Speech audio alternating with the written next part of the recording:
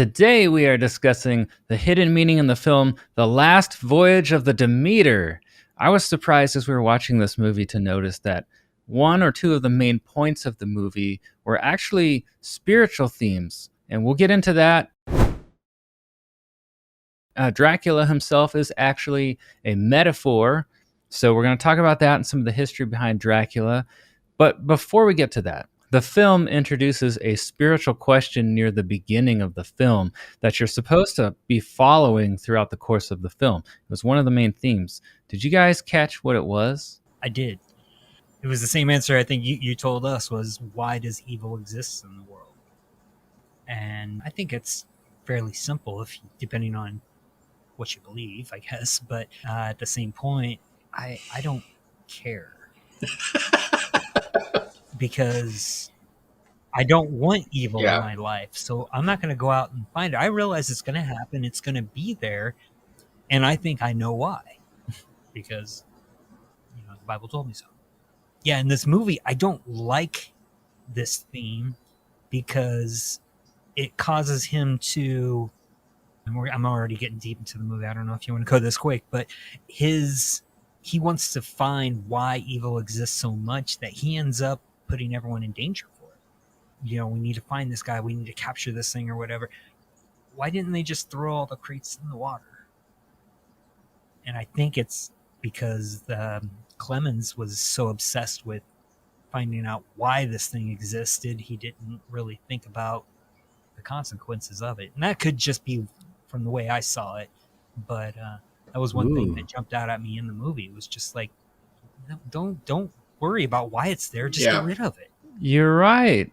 Because they did find the box that he sleeps in before. Why didn't they just try to kill him while he was sleeping?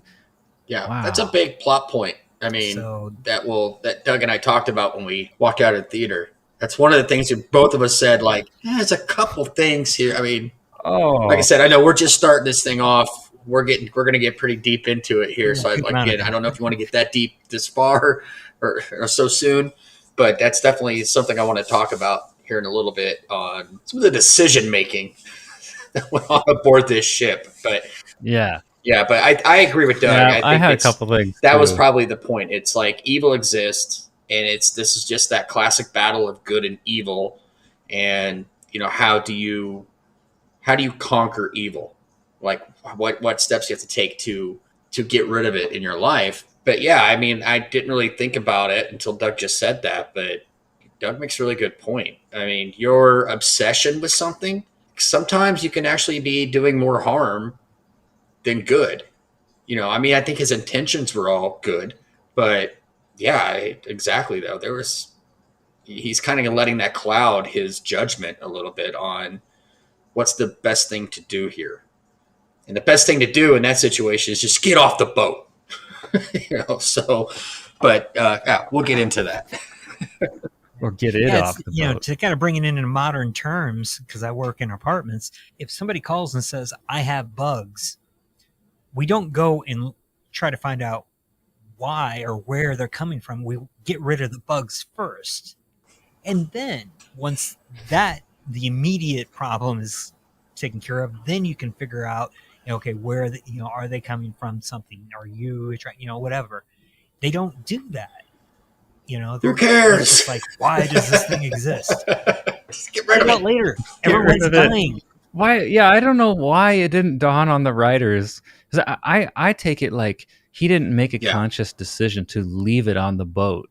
I take it as like he didn't think to put it overboard, or the writers didn't think, because they had another story that they were probably thinking about telling. Right. I didn't think about that in the theater, honestly. Yeah, and I think before we get into that even more, I think we should probably do a little bit of a setup of what this movie is about, because a lot of people probably don't really know what the Demeter is, where it came from, and it's really an interesting story. It's kind of a story within a story of what this thing is. So I think maybe we should kind of like go into that a little bit and kind of give a little backstory on what this is.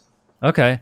Yeah. So the gist of that is Dracula is a mechanism through which the main character explores why does evil exist in the world? And paired with that is he starts off in a place looking for a natural explanation, because I don't think he believes in a world beyond this world. So no afterlife, no Satan type figure, anything like that. But he we'll talk about whether or not he changes his mind by the end of the film. So it could be looked at as a faith journey for him. And I think the movie's Yeah. going to make that blatantly obvious. So I don't think that's anything we're extrapolating. I believe it was intentional in the writing. But let's go into the background on the Demeter. What do you know about it? Well, the Demeter is the ship that was first mentioned in the book Dracula, written by Bram Stoker in 1897. Count Dracula, lives in Transylvania. He buys up a lot of land in London, and he's got to get there. So he has all of his minions put him in cargo, and he's in dirt. He's in these boxes of dirt. And the reason being, which they don't explain in the movie Demeter, but the reason that he's in these boxes of dirt is because that's how he has to keep his power. He has to be in the dirt of his homeland. So he's got all these crates full of dirt. He's in it. They put him on the ship, and the Demeter is the ship that's taking him from Bulgaria to England. And in the book, there's a whole chapter called The Captain's Log. And the book, if you haven't read the book, Dracula by Bram Stoker, it's not written like a normal novel. It's all written in the form of diary entries, journals, newspaper articles. It's got, it'll always have a date, and then this is what somebody wrote in their journal. And then the next paragraph is a date and then a journal entry. So you're getting the perspective from all these different characters. Van Helsing's character, Jonathan Harker, Mina, Lucy, all these people. Renfield, I think, is in there through newspapers. But anyway, in the movie and in the book, there's a chapter, and it's the captain talking about how they set sail, and it's a clear day, and now we've got an unsuspected storm just blew up, and my first mate is missing. And a couple days later, more crew have gone missing. I think there's something or someone among us, and we don't know what it is. And then the next thing you know, the Demeter crashes into shore in London, and there's nobody on board. So the writers of this had to come up with a 2-hour movie based off of one chapter from a book. So that's the story that they were telling. And I think you're right. I think that's the story they wanted to tell, but they may have overlooked a few things when explaining some stuff. I think they automatically assumed everybody knew, they've seen Bram Stoker's Dracula. If they've seen that, then they'll understand what's happening in this movie. If you haven't seen Bram Stoker's Dracula, you might be a little confused on why is he hanging out in dirt?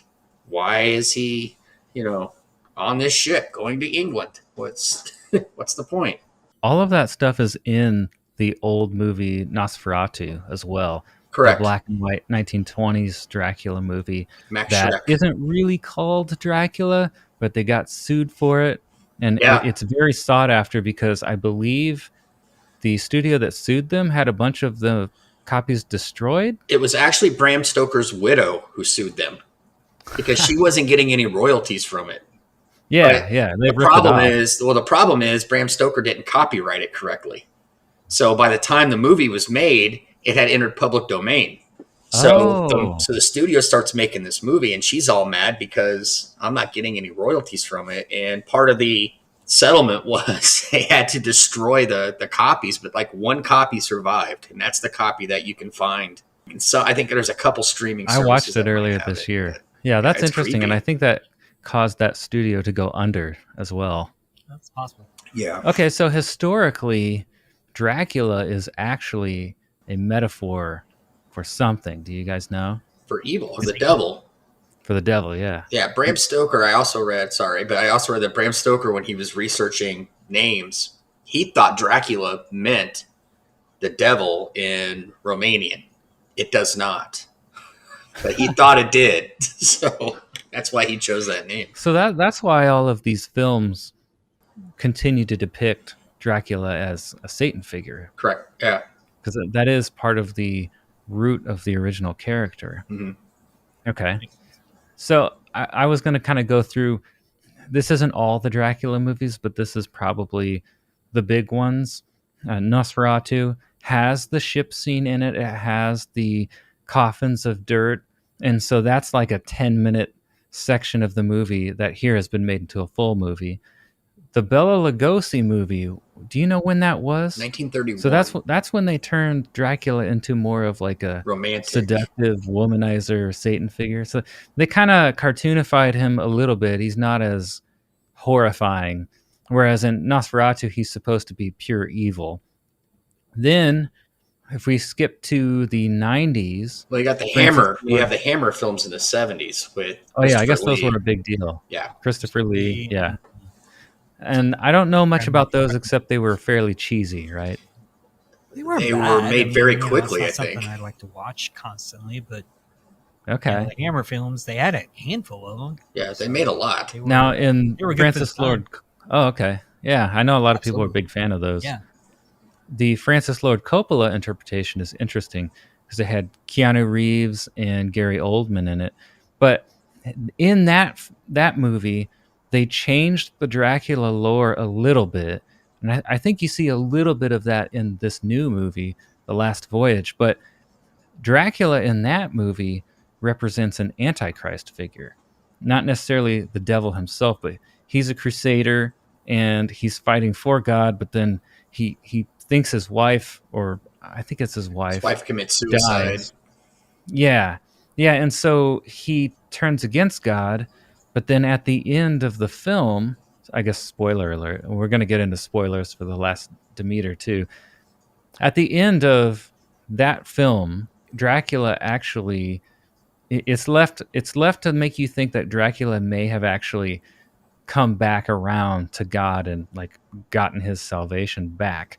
So if you take that whole theme of like rediscovering faith or discovering faith, I mean, they took that from that movie and they transplanted it into this movie, only it's not Dracula who's redeemed in this movie.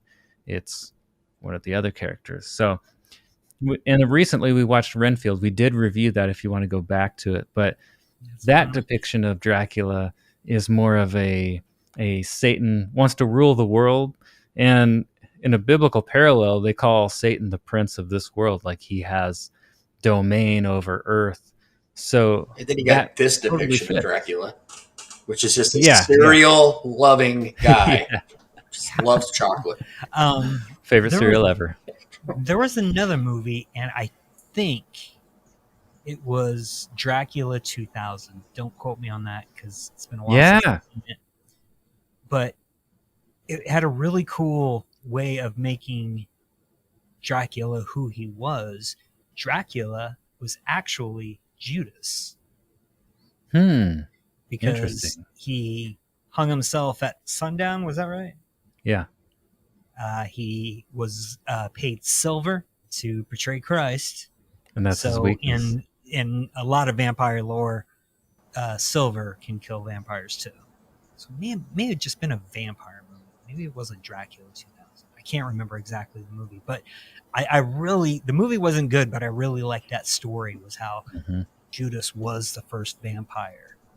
And that's why he can't walk in day anymore. That's why silver can kill him. The cross, of course, he's affected by that. So I thought that was a cool way to bring Dracula to life. It's interesting. Yeah. Yeah, that is interesting. And I think all of that character history is compiled together to make Dracula what he is here, except they took out the seductive part. Obviously, nobody wants to be womanized by this depiction of Dracula. Yeah.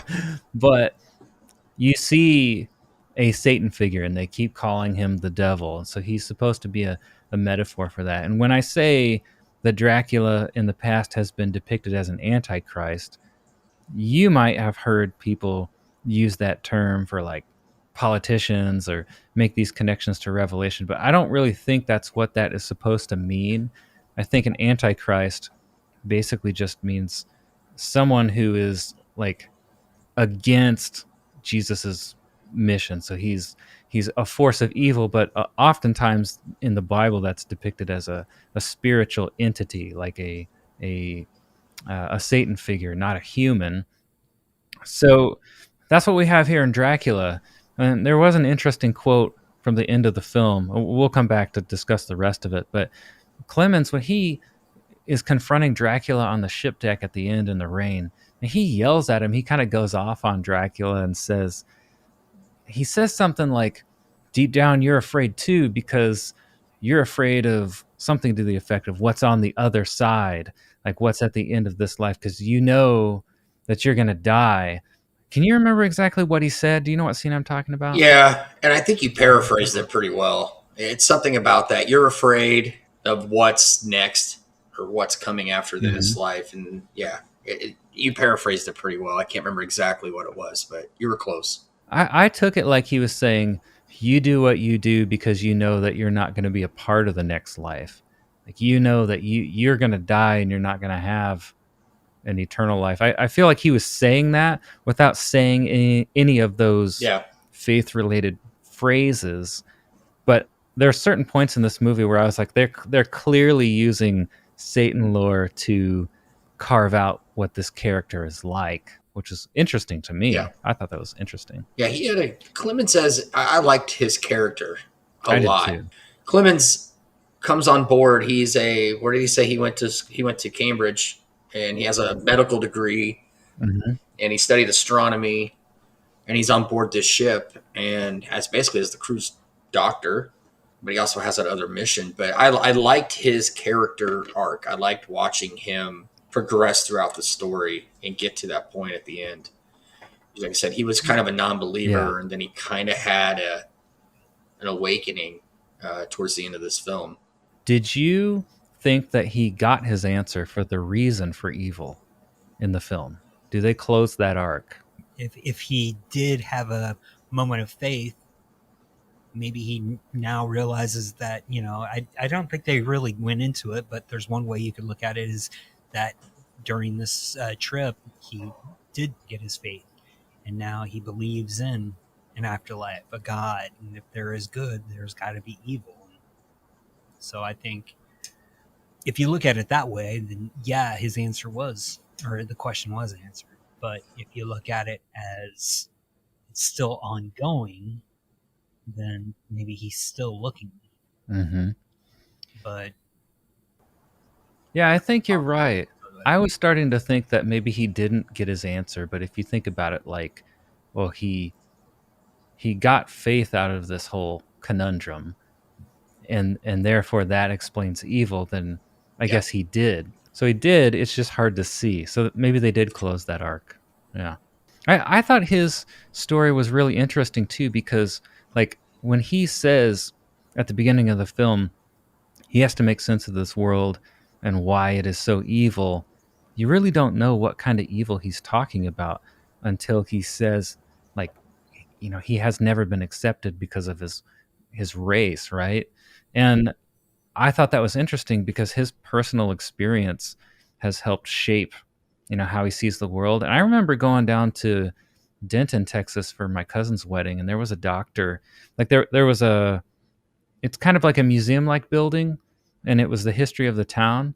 And there was a black doctor that had been practicing in that town, and he was driven out by white people. So I thought of that when I saw this movie. I'm like, this is something that I know has actually happened. Yeah.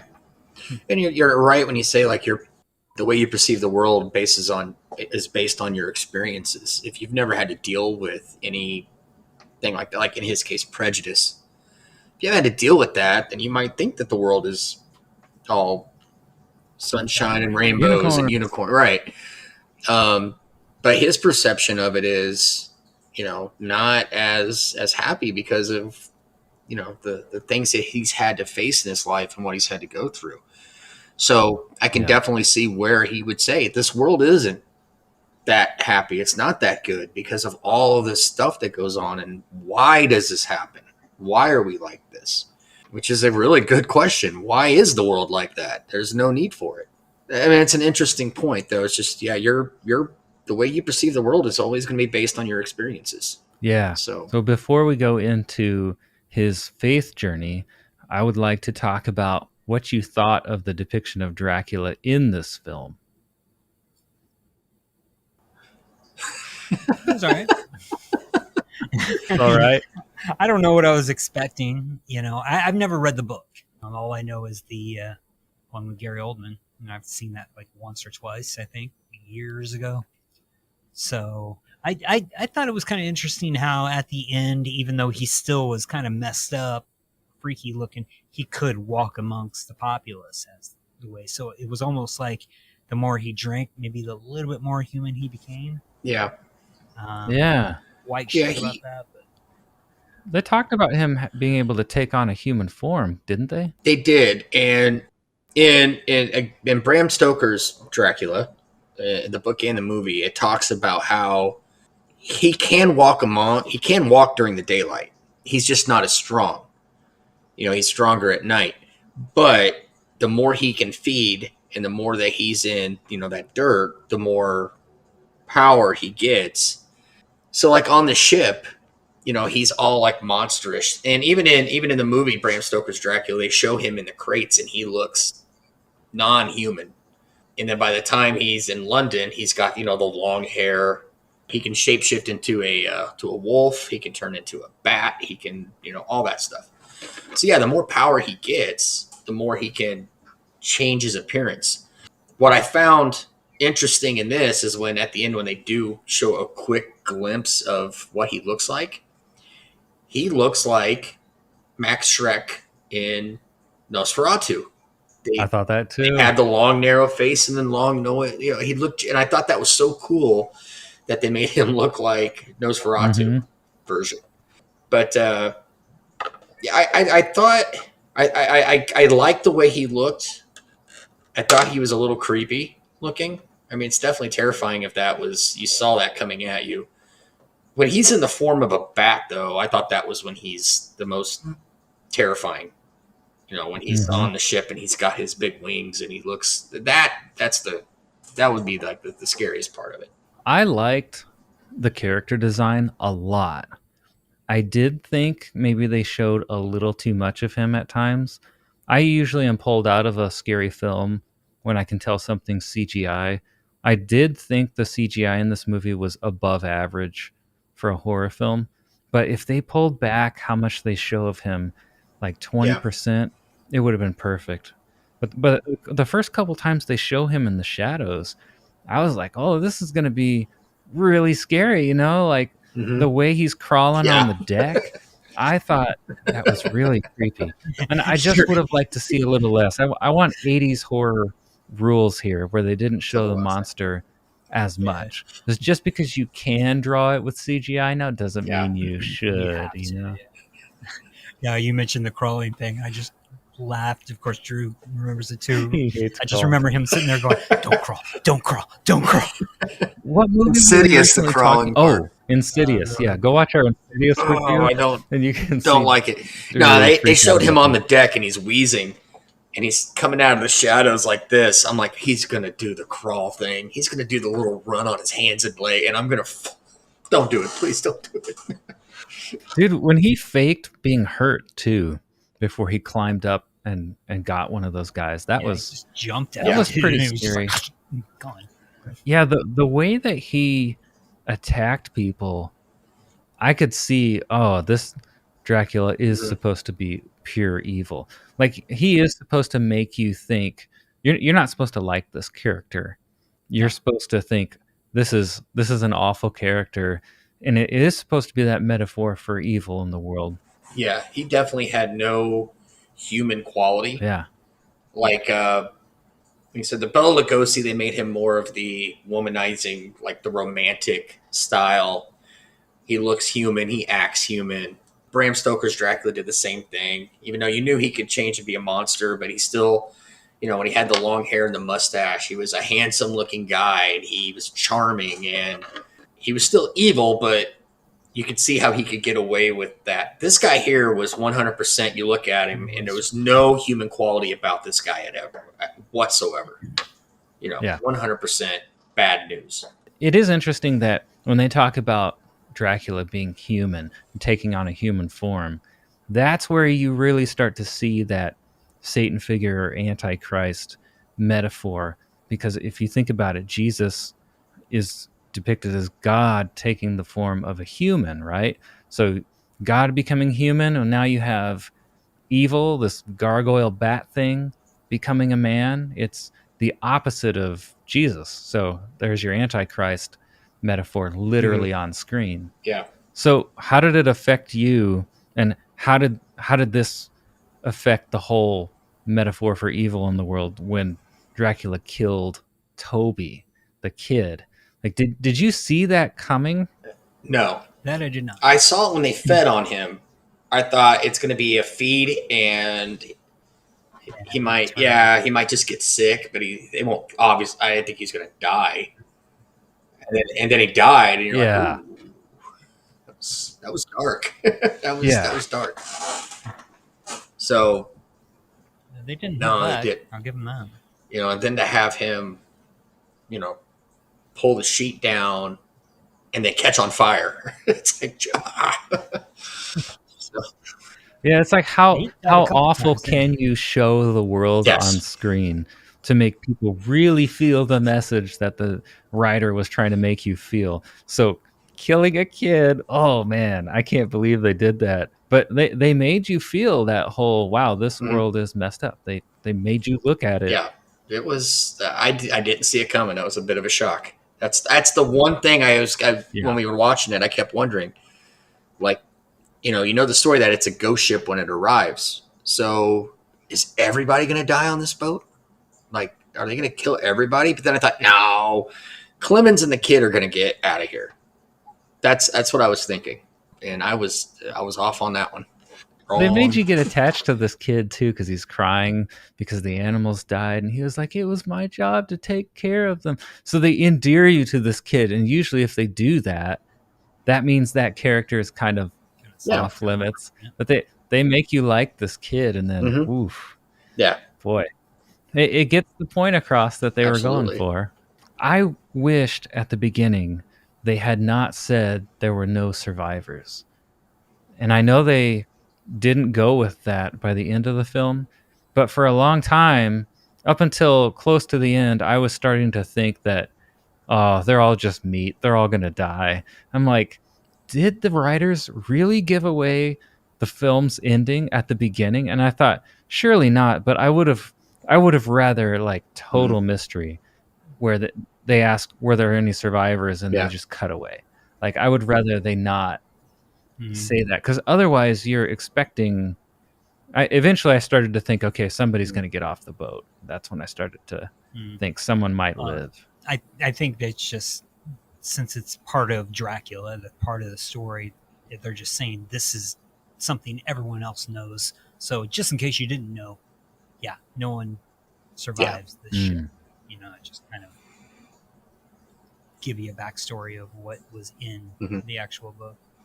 Yeah, and see, that's so when they said nobody survived at the beginning, that's why I was kind of thinking, like, it's like when you watch Rogue One, everybody's going to die.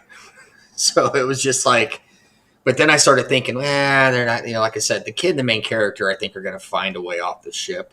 But I was prepared for every single one of those dudes to bite it at some point, literally, or I guess get bit. They're all going to die. I figured it was going to be everybody gone.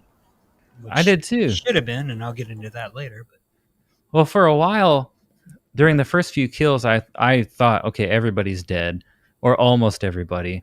So I didn't feel that much tension, because every time Dracula started stalking a character, I knew that character was dead.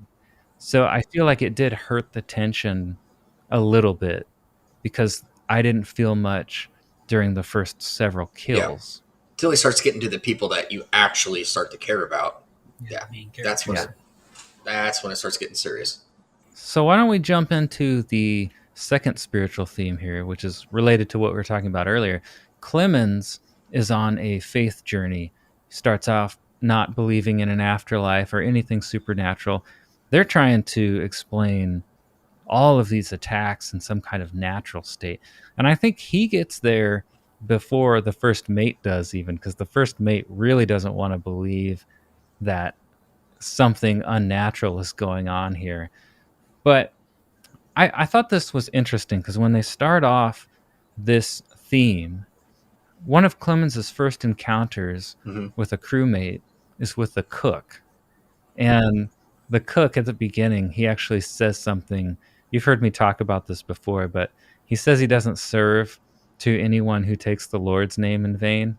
That's actually a mistranslation of a Ten Commandment, because it actually should be, instead of swearing, being about swearing, it should basically say, don't represent God in vain. So like, don't call yourself a Christian if you're not actually going to treat people well. So And this guy is that's what he's actually doing. breaking, yes, the real Ten So it's Commandments. okay to say God when you're mad? Well, I'm I would say that's I'll say probably lumped underneath, like, yeah.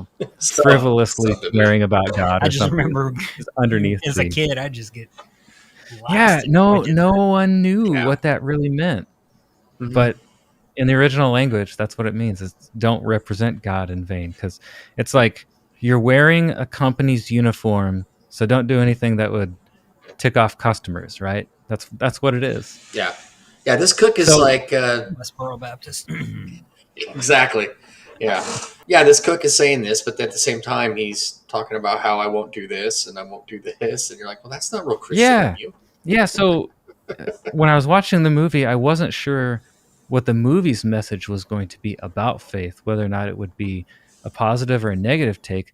But it becomes more interesting the more I thought about it. I'm like, oh, Clemens is on this journey of, do I believe? And the first person he runs into in the film is a bad example. It's Yeah. it's your bad behaving Christian. And I don't, they don't even reveal that any other characters have faith or are good examples until later. So I could see why, like, a character like this cook would be very confusing for people about who is God, what is God like, because he's the guy who's knocking people out, stealing their boat, trying to escape, doesn't care about anybody. Right. Yeah. He definitely didn't live to the way he was saying, way No. he didn't practice what he preached at all. But it was a surprise to see Anna jump in and start praying after Toby's Mhm. death, because that was about the point where the cook had just stolen the boat, and I started to wonder how the film was going to deal with that theme. And then here we're introduced to the first positive example that Clemens sees of someone who has faith. Mm-hmm. So that was interesting. Yeah. So what did you think then of the examples that Clemens sees? The two big examples. Tell me if I'm missing any. There's Anna, and she's acting sacrificially, basically, to help people, and the captain, who almost goes off the rails, but they're able to talk him to his senses, Mm-hmm. and then he ends up basically sacrificing himself for the crew so they can live. What did you think of that whole arc? Was it satisfying? Were there any other examples we missed? I did like the captain. He loses his grandson, and when he's starting to go crazy in his cabin, he mentioned that Dracula can like telepathically communicate with him. And other guys had said that too. The first guy who basically turned into a zombie said, I can hear him. I can hear the blood pumping in this. I can do this. So Dracula is tempting the grandfather. It's almost like, the devil is tempting you to help me get to land because I can bring your grandson back. I took him away and I can bring him back if you help me. And the grandfather almost gives in to that. And it's not till Anna shows up and is saying, remember your grandson's smile. Remember him being happy. Remember all these things. Don't give in to this. And then she puts Toby's crucifix in grandfather's hand, and that like snaps him out of it.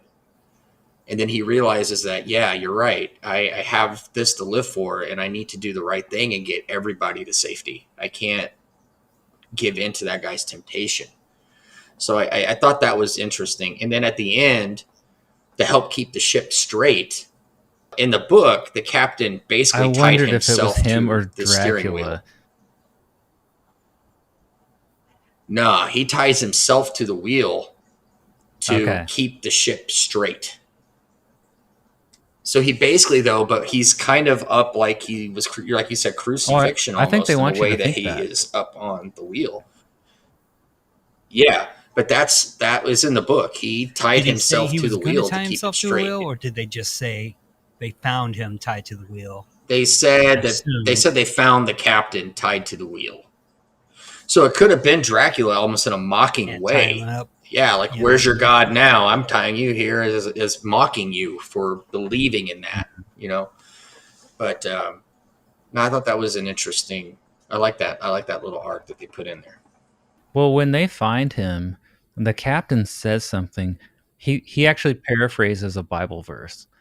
I don't know which one it is, but at Paul at some point, he's getting close to death. He's in prison. He says, "I have run the race. I have kept the faith." He says those things.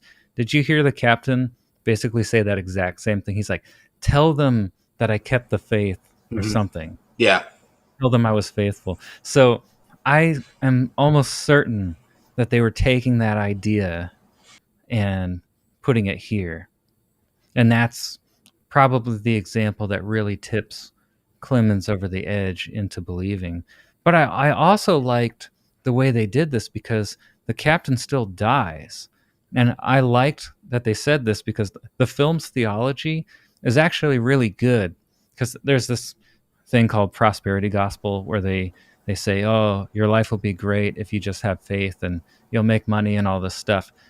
Well, that's actually not the way it works in the Bible. Like, you could still die because the idea is Satan is still the ruler of this world. So here, Dracula killing the captain, but the captain still keeps his faith. It's really all about the next life. So the film's theology is actually good. Mm-hmm. Isn't that interesting? Yeah. Because if he would have like been spared because he had faith, well, then the movie is implying that, oh, if you have faith, then bad things won't happen to you. Yeah. Vampires won't kill you. I mean, not that I believe in vampires, but you get the idea, right? Yeah. Like, people won't break into your house and take your stuff, or you won't be murdered. Like, you don't get any of those promises, actually. Right. So how satisfying was that whole arc for Clemens? Did you find that compelling? I didn't like it. Yeah? Tell me why. So, I mean, first off, I didn't like the fact that he didn't, all he wanted to do is find out what this thing is while it's killing everybody on the ship. So I wasn't a big fan of that, but I don't like, and I guess I shouldn't say I don't like his arc. It was actually a cool arc. The problem is they took a pre-existing character, a pre-existing story, and then made this whole new hero. So if you go by the actual story in the actual book, this guy survived and he's like, I'm going to take the fight to him. And then he walks out of the bar and goes, nah, and then leaves. Because Clemens is never mentioned ever again. The way they left it, he was going to go on his revenge tour now. And he's not in the movie, or he's not in the book. Right. Or anything like that. So it's like, is everything he's trying is failing, and so he didn't write about it? Or that just, I don't like that, because he's made out to be this decent character, and I'm okay with the character, but the problem is they put him in Dracula. Because it sounds like he's gonna, he should have changed his name to Van Helsing at that point, or something like that, because he was going to be the guy who's going to stop Dracula, but he's not. There is no Clemens in Dracula. Right. So why make a decent story to end it with what sounds like it's going to be a revenge arc, but it's not going anywhere because you know the rest of the story already. Right. So I didn't like that. Yeah. And I think it was that. So it doesn't fit the book, and it doesn't fit the lore. Yeah. I think Drew and I talked, and we kind of spoiled the end for you, so sorry about that. But yeah, Clemens lives. So we were talking, he's sitting there at a bar. He should have I could see him thinking about how he wants to look into this, but he doesn't have the skill. that was another thing I was dealing with too, is, I liked his story. I'm the doctor. I can't find work or anything like that. I took astronomy. I know this. I know this. Plus, they made him kind of a decent fighter, and everything like that. If they would have just taken that part out of it and made him, I am a scrawny little doctor who knows astronomy, and I use my mind more than my strength to at least escape. And then you put him at the bar, and it's like, I have this secret, and if I tell anyone, no one's going to believe me, but I can't just let this go. What am I going to do? And then he bumps into this guy and starts talking for a second. He's like, oh, hey, I'm Clemens. And the guy turns, call me Van Helsing. And then end it like that. That would be a satisfying ending. That would have been a good ending. But they made another hero to fight Dracula that you never hear about. Yes. I wonder. I never thought Van Helsing, but I wonder. Yeah. And the fact that, like I said, it bothered me after. I understand, the first mate goes missing. All right, it was an accident, but let's keep on trucking. We want to make our money. Okay, I totally get that. Accidents happen on sea, blah blah blah. Second guy dies and then comes back to life and catches on fire. I'm throwing stuff off the boat, or we're landing. One of the two. Yeah. But we're not going to sit there and just do nothing. 3, they know where he sleeps. She says he's got to sleep in his dirt. They're looking at the box. Get it up. It's just from that second death, I was out of the movie. Is there any chance it was too heavy? No, they got it. No. They got it on there. They got it on there. They have. Okay, so I'm with Doug on this. This is Doug and I'm with Doug 100% on this. I'm watching, the guy could have fallen overboard. Okay, they find the slaughtered livestock in the bottom. They know something went nuts. It could have been one of the other animals getting mad. It could have been the dog. It could have been whatever. But when you have a guy who has been now bitten, you've got a girl who you found in a box of dirt, and she's coming to, and she's telling you there's something on this ship, and this is what he does.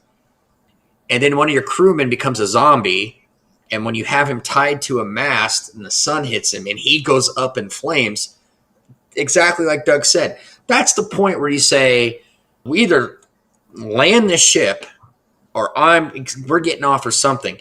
But they know that everything's happening at night, right? So why are you searching the ship at night? Why aren't you searching the ship during the day, trying to figure out where this thing is? And then when Anna points to the box and says, hey, he sleeps in this one, they got the cargo hold right above it. You open that up, you throw the straps and the crane on it, you lift that box up, and you open it up and let the sun hit it. You fry the guy, and everybody lives and is happy.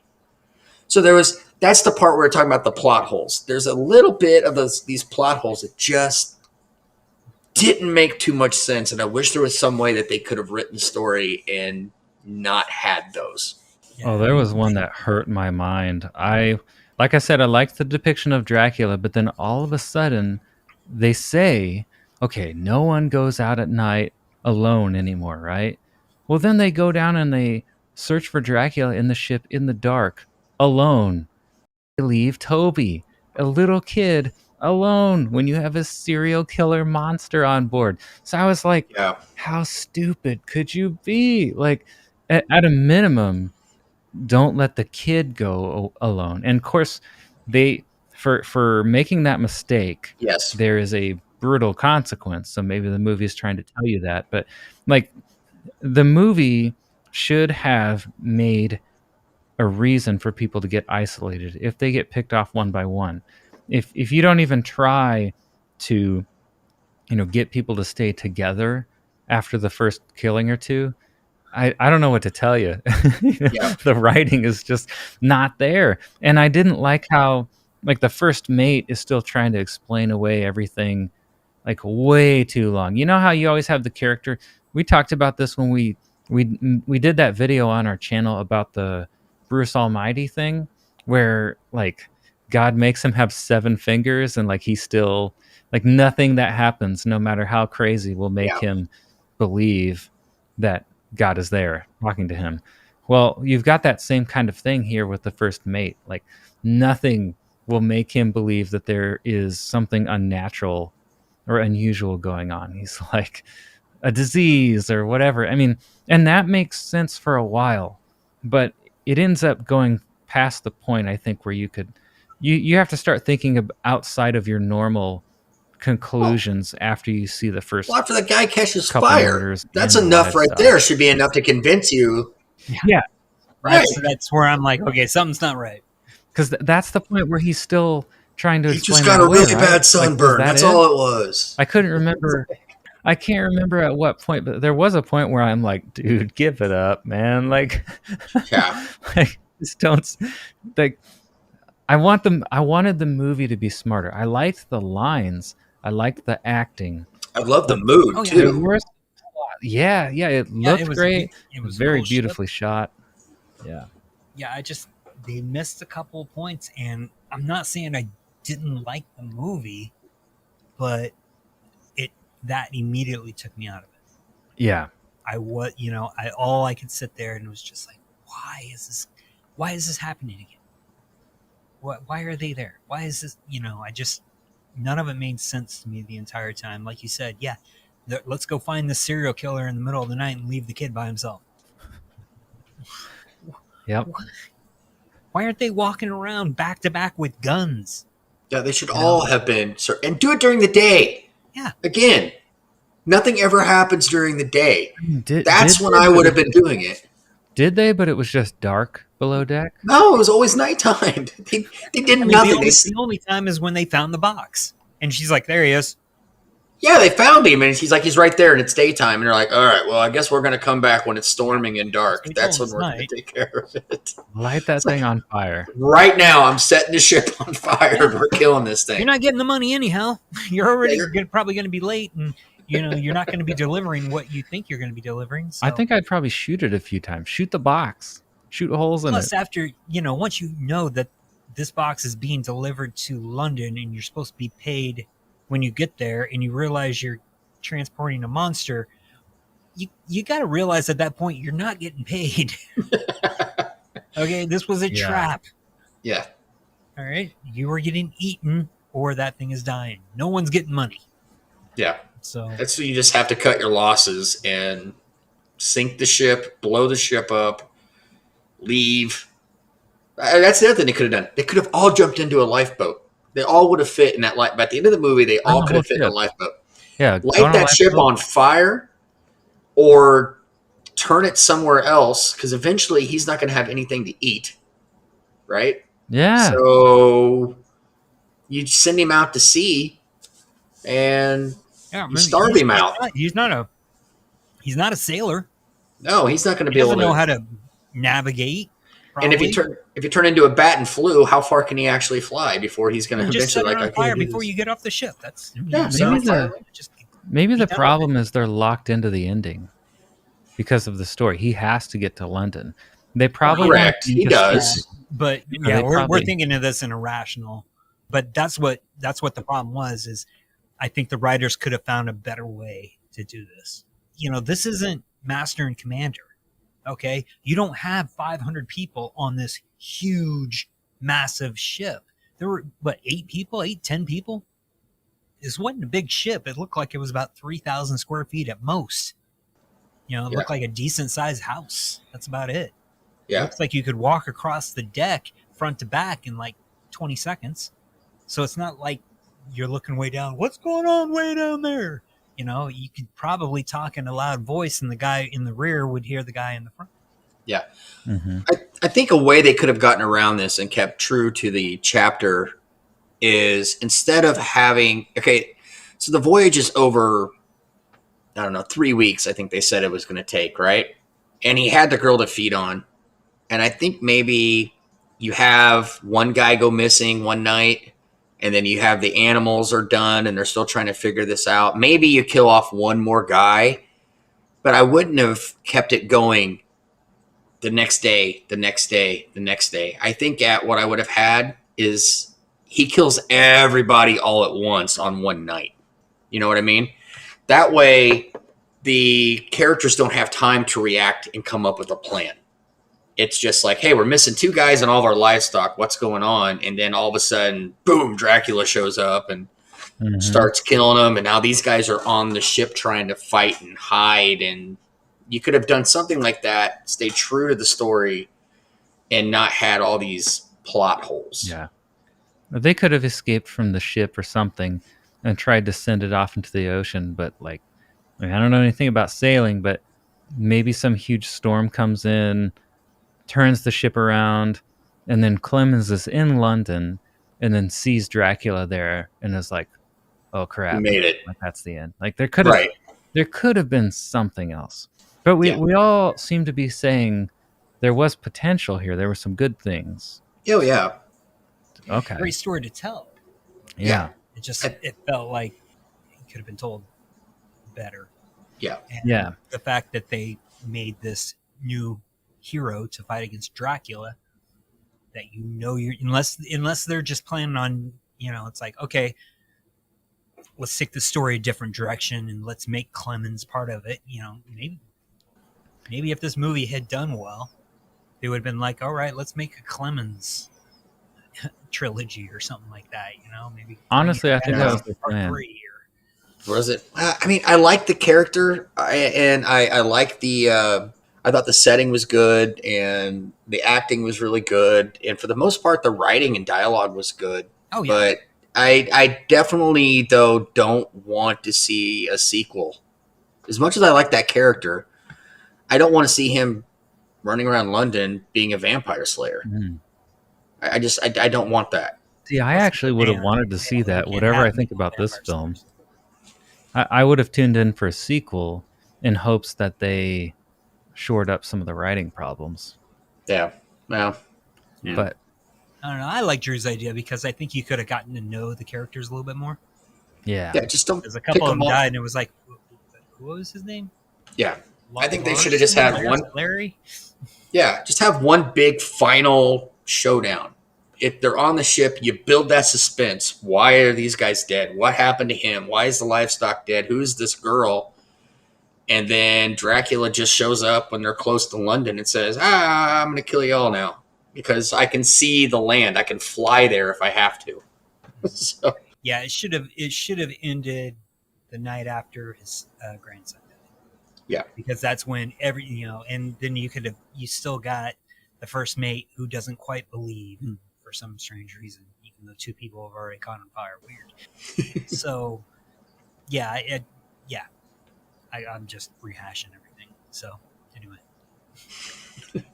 I did feel disappointed with the movie in terms of its scariness and story. When I thought about it later, it grew on me because of some of those spiritual arcs. And I thought that was interesting because I started to see things that I hadn't seen in the theater. And I thought that was an interesting way to go. And I think the whole problem of evil, why does God allow evil in the world? I think that's a fascinating thing to explore, especially through a horror movie. So yeah. that was interesting. But we're going to save our final thoughts for... We play a game when we do some of these reviews. We basically have a 20-point system, and I fire quick questions at these guys, and in like 5 minutes, we review the whole film and score it. So we're going to save our final thoughts for that, but we're going to link this video to that video so you can go straight to it and hear whether or not we recommend this film and what its final score will be. So there's some good stories. Drew mentioned it. The acting was really good. The dialogue was fun. Everything was good. The cinematography was great. Didn't have any issues with any of that. I did agree with you. You showed Dracula a little too much. CGI was getting a couple times. Yeah, I think it's just a story. Yeah. And I'm not saying it's a bad story, but it doesn't fit. And it did bug me that.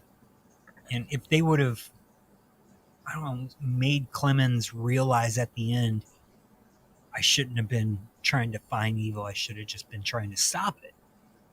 I don't need to understand evil because evil's just there.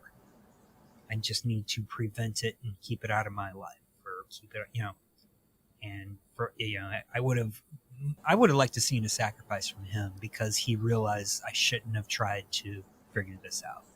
Because I figured it out, all these people are now dead. I should have just stopped it from the beginning or something like that. That's a good point. That would have made it a little bit better. That is good. Yeah. Like when a doctor studies their patients, but causes some of them to die because he's too fascinated with the virus. Mm-hmm. Or, we've done some bad experiments. Oh yeah, with placebos that killed people. Yeah. Yeah, and I'm not saying he's an evil person. Yeah, I don't think he is. Just something that he wanted to do, and then realized at the last, or too late, that it was probably not the best thing to do. So let me make amends. Yeah. Don't make me another hero. Let me be a martyr. Let me sacrifice. Oh. He could have sacrificed himself to save the woman. Yeah. But of course she was turned regardless. I didn't expect that. Oh. Yeah, at the end, yeah. Even her. Catching on fire. I figured she'd live too. Well, and I forgot to mention, I think they made a critical mistake in this film. Where's that? Do you know what it is? They didn't have Gary Oldman play Dracula. There's one scene. There's one thing you should never do when you have a CGI monster. It's that scene where they zoom in on his face and they made him talk. When Clemens is like, "I'm not afraid of you," and then Dracula goes, "You will." He said, "I don't fear you." "You will." And I'm like, no, don't make him talk. Oh, like that totally took me out. Because I've seen that at the end of like really bad, cheesy monster movies over and over again. Oh, yeah, they all have to they talk. do. I'm like, you fell into the trap. No. Yeah, if you're going to do that, just have it be an actor with makeup on. Yes. So it looks more realistic. You don't need to CG that. Just get the guy up there and put some blue makeup on because it's dark anyway. Give him some fake teeth and just have him mouth it. Maybe he could have been scary if it was non-CGI. Yeah, that was not a successful moment, in my opinion. But he was scary in other places. That kid's tiny and skinny. I mean, half the cast was from Game of Thrones anyhow, so you might as well bring one more. Yeah. Well, all right, guys. We hope you enjoyed this review, and stay tuned for our short last few minutes where we're going to have some fun, play a game as we score this film. So we'll see you then.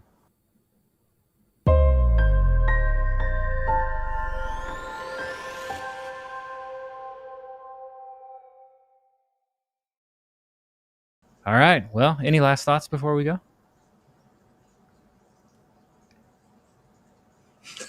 I got nothing. Doug's eating. I was eating. I had my mic muted. Sorry. Can't wait for more couch. Again, yeah. I mean,